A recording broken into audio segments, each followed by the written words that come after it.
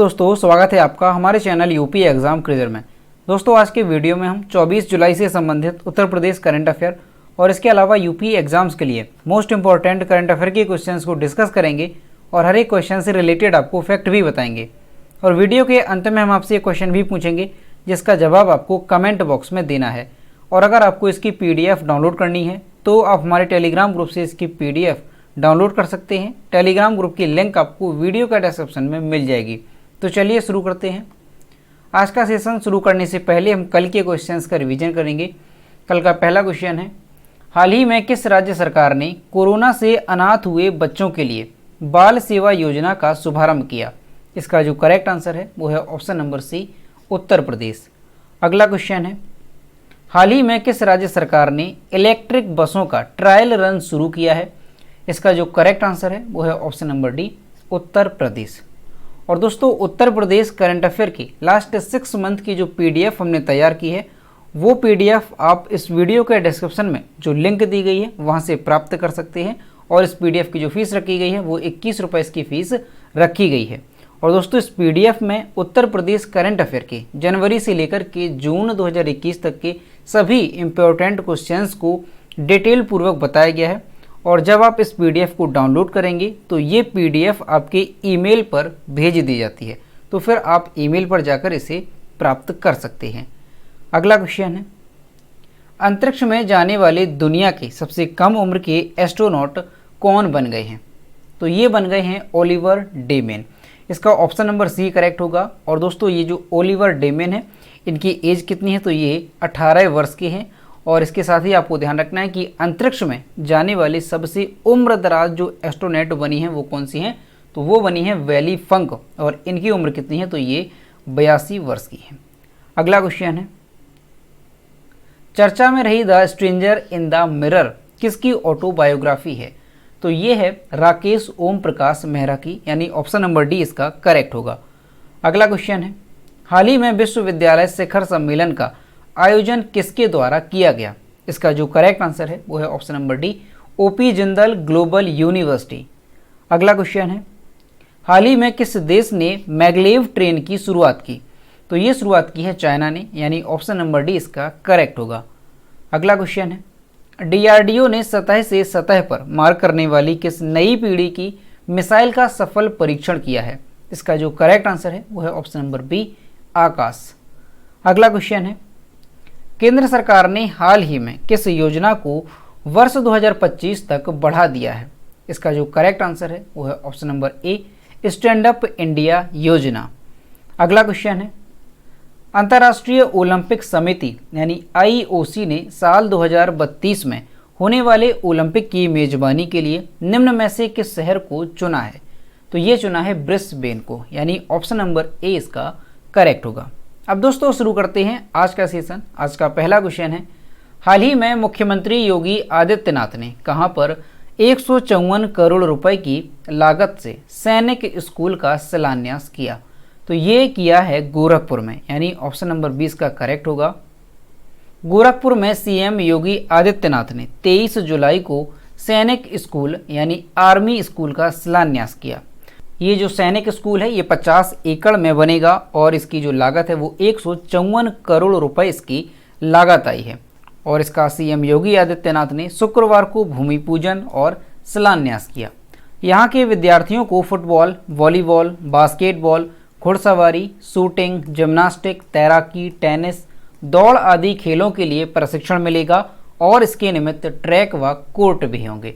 तो दोस्तों आपको ध्यान रखना है, क्वेश्चन काफ़ी इंपॉर्टेंट है कि उत्तर प्रदेश के गोरखपुर में मुख्यमंत्री योगी आदित्यनाथ ने एक आर्मी स्कूल का शिलान्यास किया। और ये जो स्कूल है ये कितने एकड़ में बन रहा है? तो ये 50 एकड़ की भूमि पर बनेगा और इसकी जो लागत है वो 154 करोड़ रुपए इसकी लागत है। और यहाँ पर आप इमेज में देख सकते हैं ये होगा गोरखपुर का आर्मी स्कूल। ये जो है इस स्कूल का मॉडल तैयार किया गया है। अगला क्वेश्चन है, हाल ही में प्रधानमंत्री नरेंद्र मोदी ने सांसद आदर्श गांव के रूप में कितने गांव को गोद लिया? इसका जो करेक्ट आंसर है वो है ऑप्शन नंबर ए, 2 गांव को।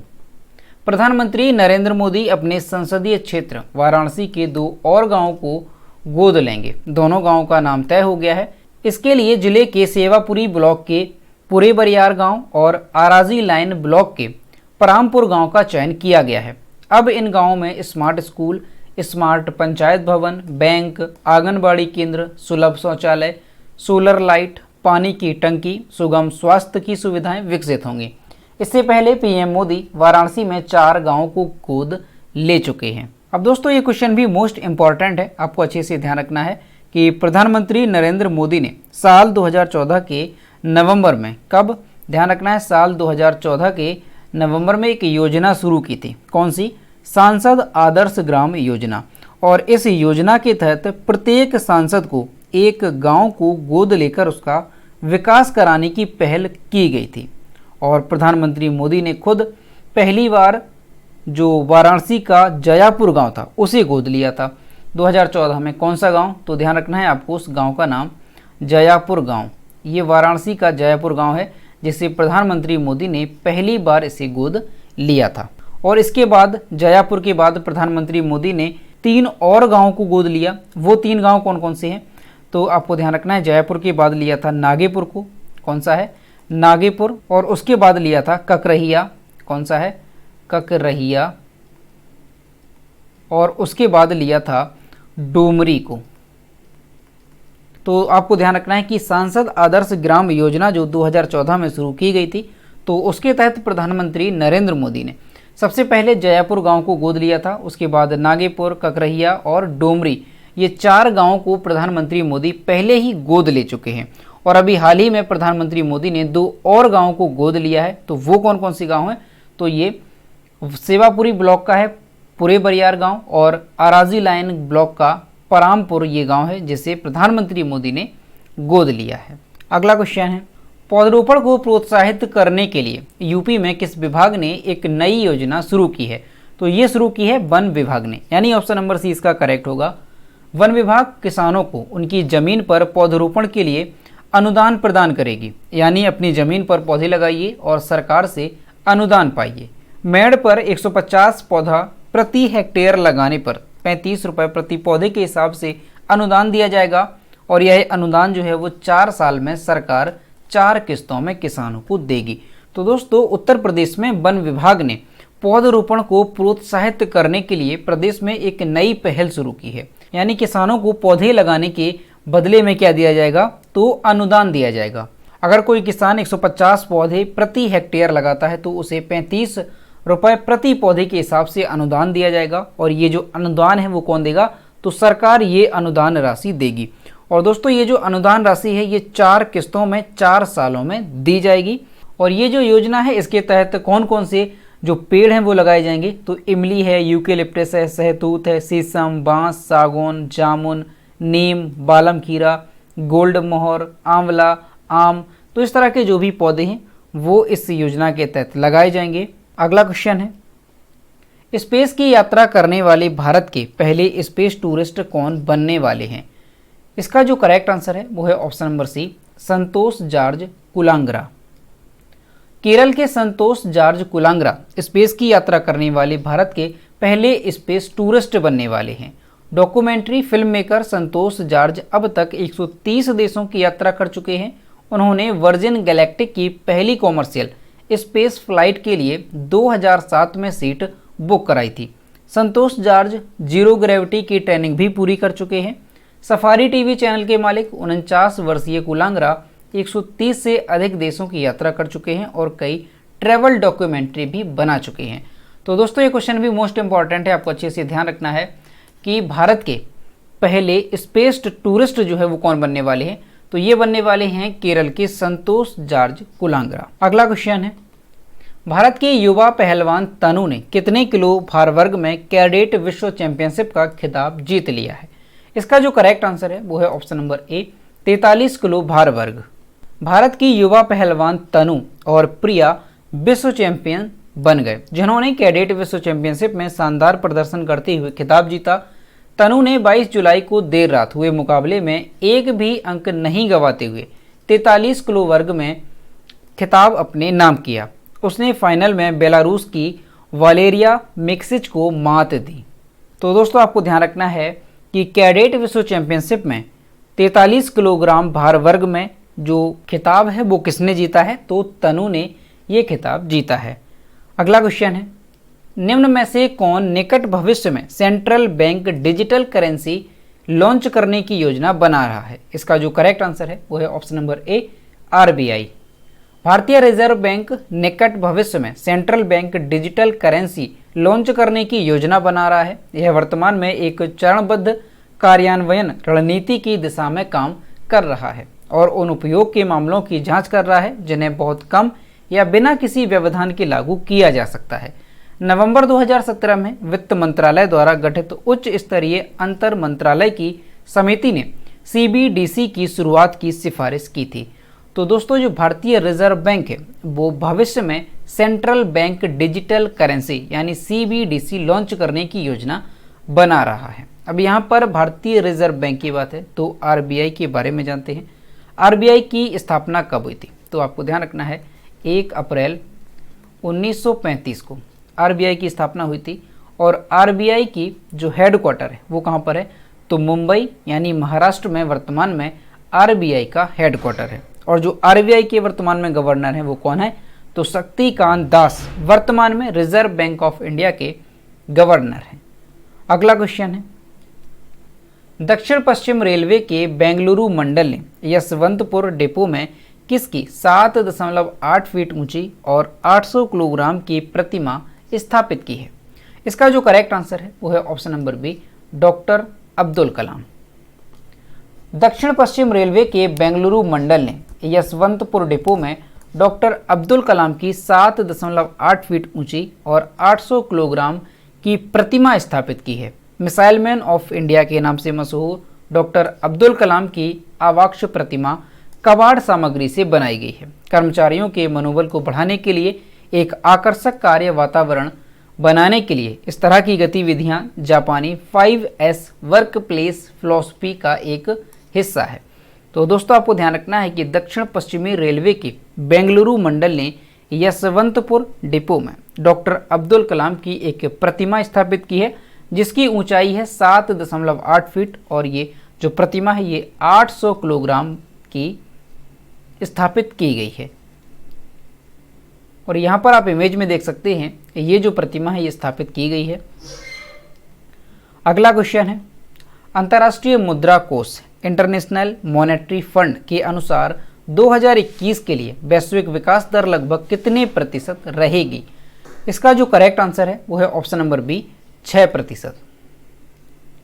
अंतर्राष्ट्रीय मुद्रा कोष यानी इंटरनेशनल मॉनेटरी फंड ने कहा कि 2021 के लिए वैश्विक विकास दर लगभग 6% रहेगी। आईएमएफ की प्रबंध निदेशक क्रिस्टालिना जॉर्जीवा ने कहा कि जब तक कोविड-19 टीकाकरण की गति नहीं बढ़ जाती तब तक आर्थिक सुधार में कमी आएगी। अप्रैल के महीने में आईएमएफ ने अनुमान लगाया था कि 2021 के लिए वैश्विक विकास दर 6% तक पहुंच जाएगी। जॉर्जीवा ने कहा कि विकासशील देशों में टीकों तक पहुंच की कमी के साथ साथ कोविड-19 वायरस के डेल्टा संस्करण के तेजी से प्रसार से आर्थिक सुधार की गति धीमी होने का खतरा है। तो दोस्तों अंतर्राष्ट्रीय मुद्रा कोष ने अभी हाल ही में 2021 के लिए वैश्विक दर का जो है अनुमान लगाया है और वो कितनी बताई गई है? तो लगभग 6% जो वैश्विक विकास दर है वो बताई गई है। अब यहाँ पर अंतर्राष्ट्रीय मुद्रा कोष है यानी आईएमएफ, इसके बारे में जानते हैं। तो आईएमएफ की स्थापना कब हुई थी?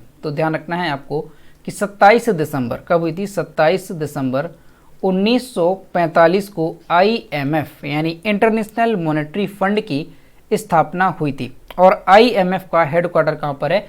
तो वॉशिंगटन डीसी में आईएमएफ का हेडक्वार्टर है। ये हेडक्वार्टर मोस्ट इंपॉर्टेंट होता है, ये आपको अच्छे से ध्यान रखना है। अगला क्वेश्चन है, केंद्र सरकार ने हाल ही में किस केंद्र शासित प्रदेश में 750 करोड़ रुपए की लागत से बनने वाले केंद्रीय विश्वविद्यालय को मंजूरी प्रदान कर दी है? तो ये कर दी है लद्दाख को, यानी ऑप्शन नंबर बी इसका करेक्ट होगा। केंद्र सरकार ने 22 जुलाई 2021 को कई महत्वपूर्ण परियोजनाओं को मंजूरी दी। इसके तहत केंद्र शासित प्रदेश लद्दाख में 750 करोड़ की लागत से सेंट्रल यूनिवर्सिटी की स्थापना की जाएगी। ये यूनिवर्सिटी वहां अन्य शिक्षण संस्थानों के लिए भी एक मॉडल का कार्य करेगी।